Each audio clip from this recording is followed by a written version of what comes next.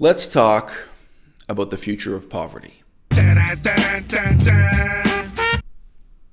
Have you heard that phrase even once from Joe Biden, Bernie Sanders, Donald Trump, or anyone else? The future of poverty. The poor you will have with you always. It's an issue we think about less and less because we rely on minimum wage more and more, right? And it's not just that we rely on minimum wage pragmatically, right? We rely on it ideologically too, right? Minimum wage represents a tremendously appealing ideal for our society. Minimum wage presents to us the ideal that you don't have to give a tip to the doorman who opens and closes the door for you when you exit your apartment building because he's making enough. He's making enough money to have a decent quality of life no matter how humble his job may be. It's the ideal that, Amazon.com, a huge company like this, Amazon, they don't have to worry about the guys who work in their warehouse stealing from them because they know these guys are being paid enough, whether it's $10 an hour or $15 an hour, that they are earning a decent wage to have a decent quality of life.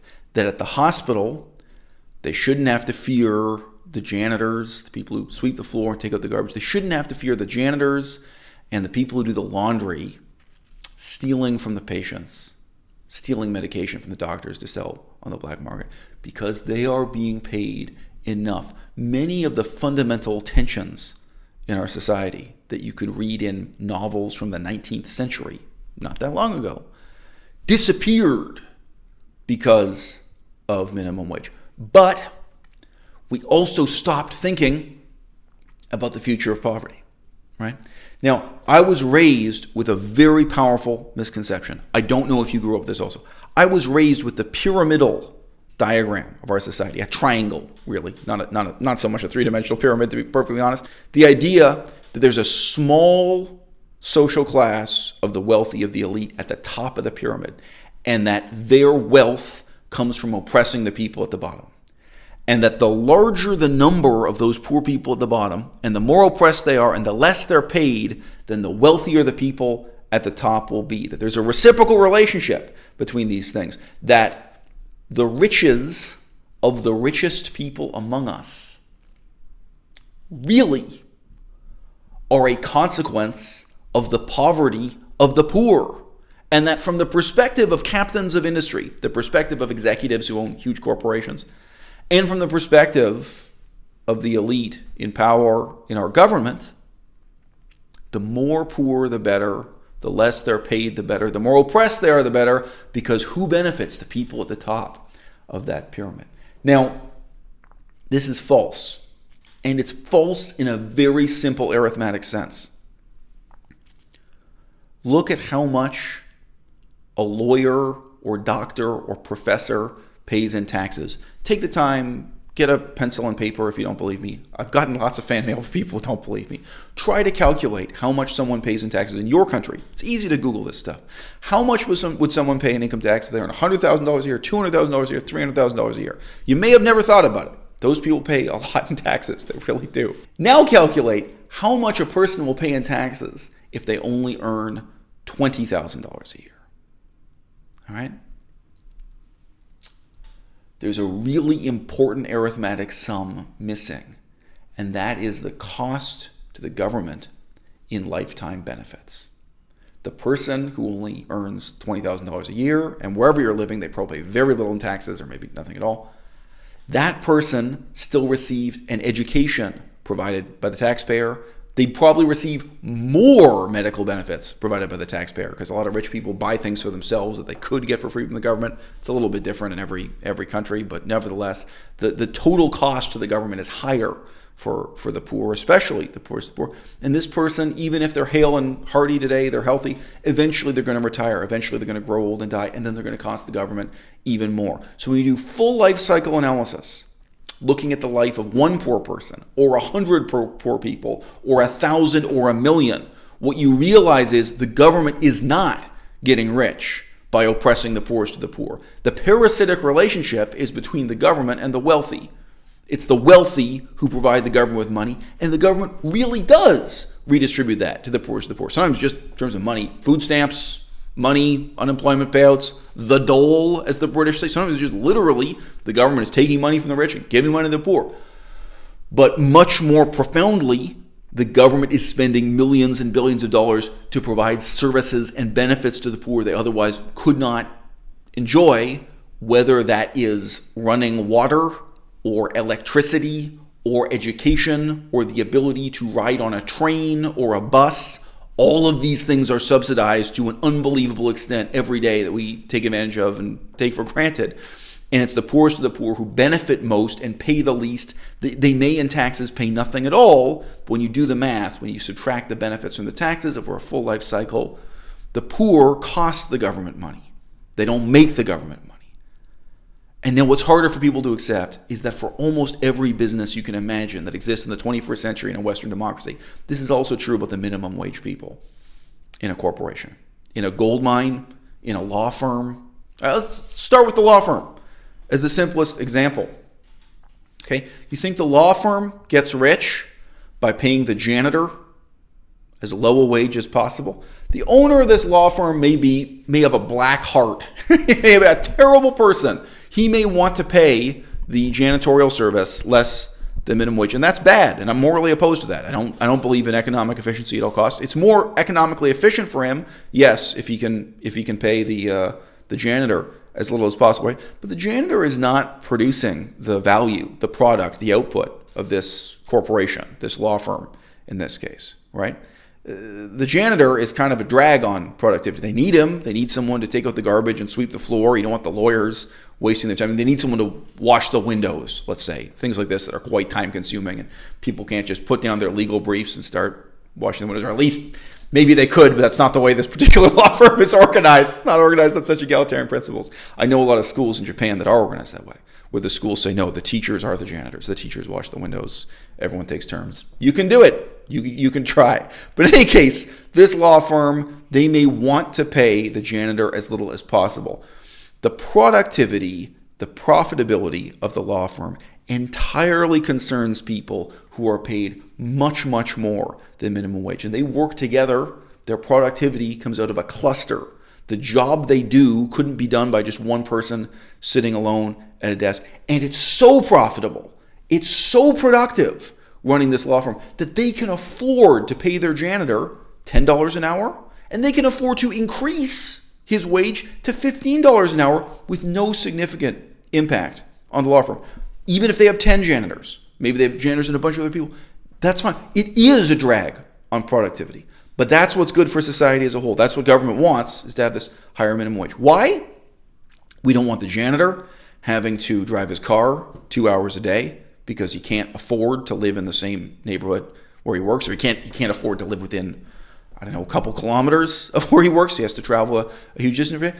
I remember there was a restaurant in Cambodia where they were paying a man. I think he was mostly doing the gardening, but he was paid at the lowest level for this restaurant. So gardening and janitorial work or what have you. And I was just in the room when the owner of the restaurant, who was Italian, was talking to his main member of Cambodian staff who translated back and forth for him. And he was shocked and horrified to find that this guy was coming and sleeping in the garden every night. And the woman explained, look, you pay this guy a wage, you pay him a salary to mow the lawn, and they had beautiful flowers all around this restaurant. They really a very memorable restaurant in many ways. You pay this guy to, set up the orchids and mow the lawn and keep this place looking beautiful, right? He comes from a small village. He can't afford to live in downtown Phnom Penh. He can't afford to live in the big city. He can't afford to live anywhere where he could get back and forth, to work every day, okay? There are really terrible social conflicts that emerge from paying people less than a living wage. It makes everyone's life miserable. It makes all society miserable. All society is on the edge of revolution and violence all the time just because people aren't being paid enough by firms that can afford to pay them, all right? The gold mine. Mining remains in our mind's eye an image of terrible oppression. We imagine that the way gold mining works is by having one captain of industry, one owner of the mine, exploiting some enormous number of workers at the lowest wage possible, right? Get it as close to slavery as possible. And that's what makes a gold mine profitable. Nonsense. It's not true. All right. Today, in the year 2020, you look at a gold mine, the people paid minimum wage, they will be janitors. They might be people like security guards, right? The profitability and the productivity of the mine entirely rests with people who are more highly skilled, harder to replace, right, with special technical skills at a higher level of the mining firm. There are people who are testing the walls of the mine shaft for structural integrity. There are safety engineers. There are geologists. There are scientists of every kind. But even if you look at the guys who do the drilling, the guys who operate the drilling machine in a mine, you are going to find they are paid much, much more than minimum wage. And the gold mine, they can't afford to pay the janitors, the lowest paid staff they've got. They can't afford to pay them $10 an hour, and they can't afford to pay them $15 an hour. And it's good for a whole society if the government forces them to pay these people $10 an hour, $15 an hour.